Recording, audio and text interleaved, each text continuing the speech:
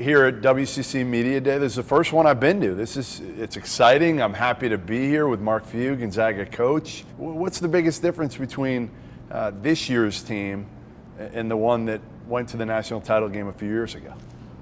Two things. That team had great depth, and because of that depth, we were able to have some unbelievable practices where we pushed each other. We got better week by week by week, and by the end of the year, I mean, we were really clipping at a high level. We're not quite as deep as that team. And then the other thing is just, look, I mean, I think right now we're a good team. I think we have a chance to be a special team, but we're going to have to take all those steps that our other teams have done and come together and figure out roles. We're going to have to really, we got a lot of guys that can score and do some things, but we're going to have to really trust each other and understand that the ball is going to get back to me maybe if I don't have it for 3 or 4 shots or possessions or anything. We got a great model for us in the Warriors. I mean, they're a hell of a lot more talented than us, and the way they move the ball and spread it around it's great for all of us in college basketball to watch. So I think kind of just those two things are probably my biggest concern. So how have you changed since going to the national title game, if at all? And I guess, because that was the knock. People would say, well, they haven't been to a Final Four. He hasn't been to a Final Four. Has anything changed? I really don't think it changes you that much personally. I mean, it doesn't. I mean, the way we all are wired, you, me, all of us, we're competitive people. So it's just like, what's the next practice? What's the next game? What's what do we got next? It was more like moving on to recruiting, and it was so much fun and such a great ride, not only just for the team, but just for the university and for the community and everybody kind of involved, friends and family. You want to do it again. How many times have you watched a national title game? I've only watched like bits and pieces of it. Never it's sat kind of down. A famous story. Yeah. My wife erased it off our. No. Yeah. Oh yeah. She erased all the games off. On purpose? Well, when you have your things recorded, there's 2% left, so she saved Modern Family and no way. Some of Julia's little teen bop Disney Channel stuff, but erased. Carolina, South Carolina, West Virginia. I'll get you a copy. Yeah, no, well, we ended up getting a copy, but it's not the same as just pulling it up right on the TV there. But so not much. I probably need to revisit it at some point. I think by now everybody realizes you're a lifer now in Spokane. You're not going anywhere. What would it ever have taken? I mean, I heard Indiana was the one that you maybe thought about for a little bit, but a lot of schools have. All right, so I guess I'm wrong on that. Yeah. You didn't think about any, really? No. Oh, I mean, there's been some that caused some consternation or pause to okay, where are we at? I always tell people, for me, they cause you to look deeper into yourself than I'm comfortable doing on a regular basis. I try not to have those deeper thoughts regularly.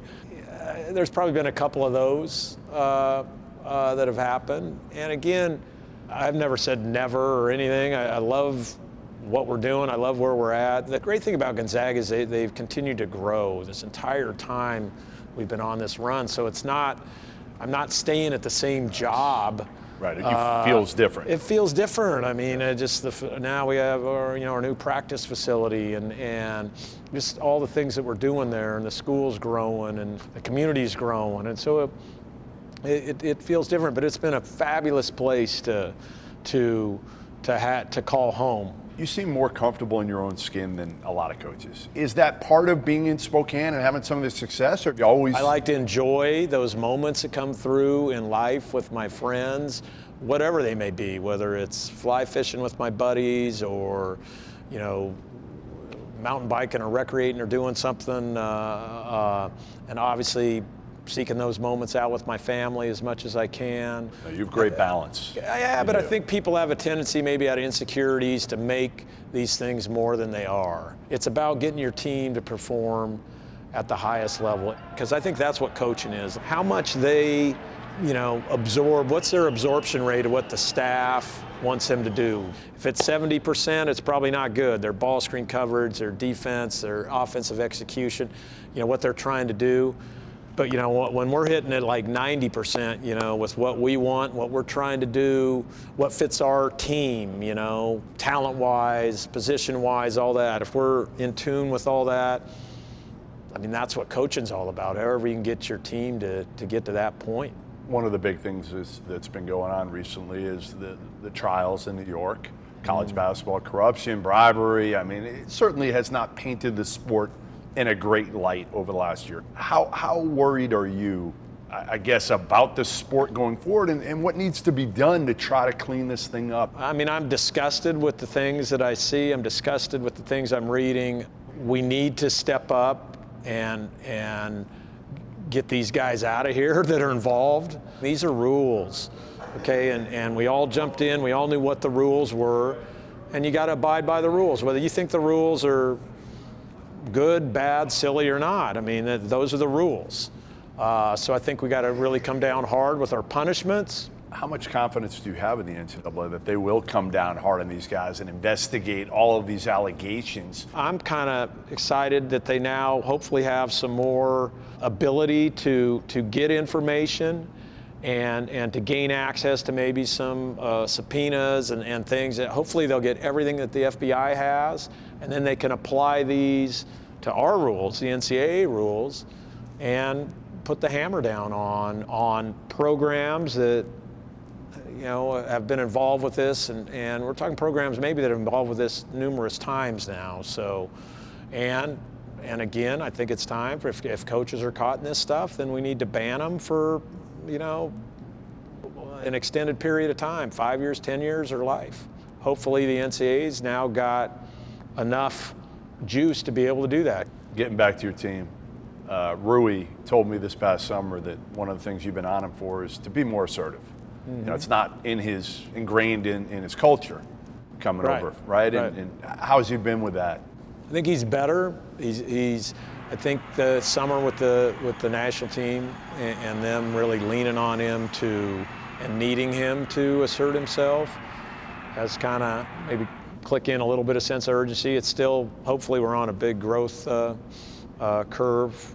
Rui's pretty darn athletic. One of the more athletic guys that's probably ever come through your program yet. He's really strong is what he is. He's strong and he moves well for a guy his size. He's not your most athletic guy on your team. No, Brandon Clark, is the guy who, people have no idea who this guy is. It's always hard when people say athletic because you can measure, Rui's unbelievably strong, which obviously is being athletic. But as far as just quick jumping, foot speed and all that, Brandon Clark's a heck of an athlete. You probably haven't had anybody, especially with that quick a jump off the floor. You can switch everything. I assume like 2 through 5.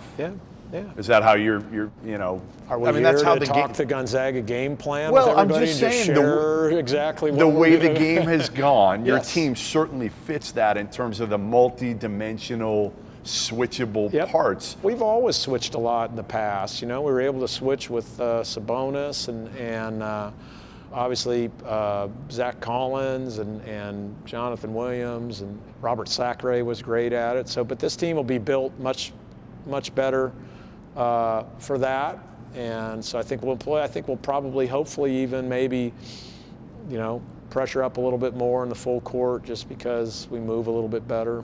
So if I come to Spokane, are you going to teach me how to fish?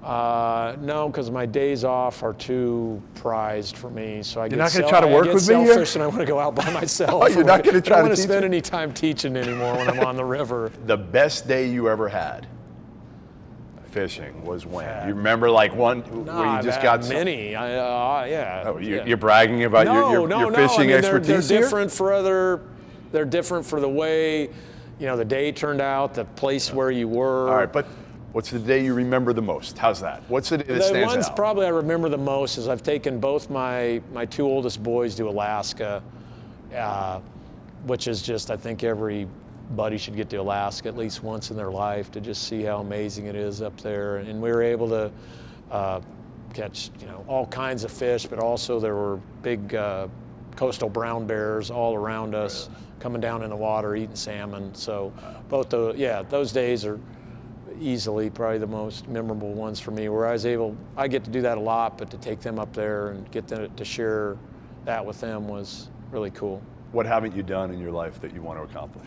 There's a lot of stuff as far as just giving back to everybody and trying to make this world just a better place. I don't know how or what or whatever, but I think eventually kind of heading down that road will be probably a calling it seems like it's pulling on me more and more. Life after basketball for Mark Few will look like what? I don't know, but it'll be fun. We'll be doing something. It'll be fun and it'll be active, and but I could see probably Marcy and I doing something along those lines, something where we're really giving back.